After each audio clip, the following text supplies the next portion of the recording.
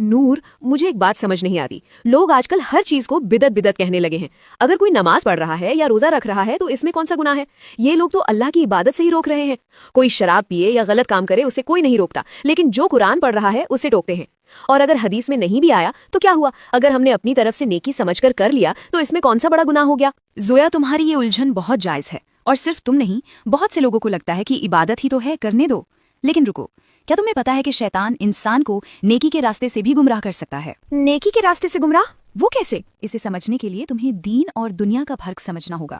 میں تمہیں تفصیل سے بتاتی ہوں۔ دیکھو زویا، سب سے پہلی اور بنیادی بات یہ ہے کہ ہمارا دین مکمل ہو چکا ہے۔ اللہ نے قرآن میں فرمایا ہے، آج میں نے تمہارے لیے تمہارا دین مکمل کر دیا ہے۔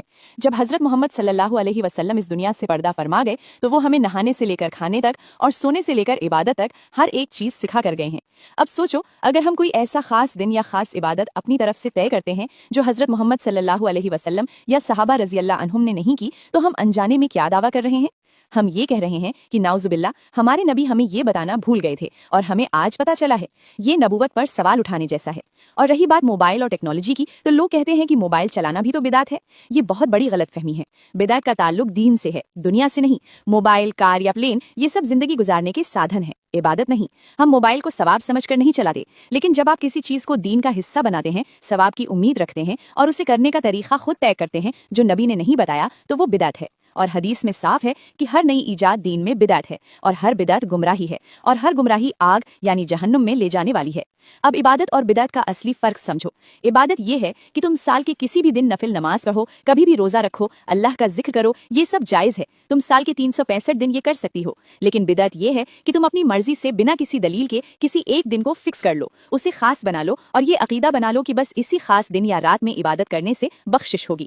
اگر تم ریسرچ کرنے جاؤ گی، قرآن اور حدیث کے پنے پلٹو گی، تو یقین مانو تمہارے ہاتھ خالی ہی آئیں گے۔ اس کا ذکر کہیں نہیں ملے گا۔ جب ہمارے نبی صلی اللہ علیہ وسلم نے کسی دن کو خاص نہیں کہا تو ہم اور تم کون ہوتے ہیں اسے دین میں جوڑنے والے؟ یاد رکھنا، دین جذبات سے نہیں، دلیل سے چلتا ہے۔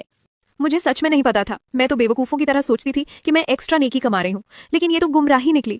عبادت کے نام پر ہم جہنم کا سامان تیار کر رہے تھے۔ بدعت اتنا بڑا گناہ ہے، مجھے آج سمجھ آیا۔ دیکھو، بات اب پھولوں کی طرح صاف ہے، حدیث سامنے ہے، حکم صاف ہے۔ اب اتنا سمجھانے اور دلیل دیکھنے کے بعد بھی اگر کسی کو سمجھ نہیں آتا تو پھر رہنے دو۔ ایسے لوگوں کا ہم اور تم کچھ نہیں کر سکتے۔ جو حدیث سن کر بھی اپنی منمانی کرے تو حدیث میں ان کا ٹھکانہ بھی صاف بتا دیا گیا ہے، ہر گمراہی آگ میں ہے۔ جو عبادت کے نام پر بدعت کر رہے ہیں اور سدھرنا نہیں چاہتے، انہیں اب اللہ ہی بچائے۔ حق آ چکا ہے، اب ماننا یا نہ ماننا آپ کی مرضی ہے۔ اللہ ہم سب کو ایسی ضد اور گمراہ عقل سے پناہ دے۔ کامنٹس میں صرف آمین لکھیں۔ اللہ ہمیں ہدایت دے۔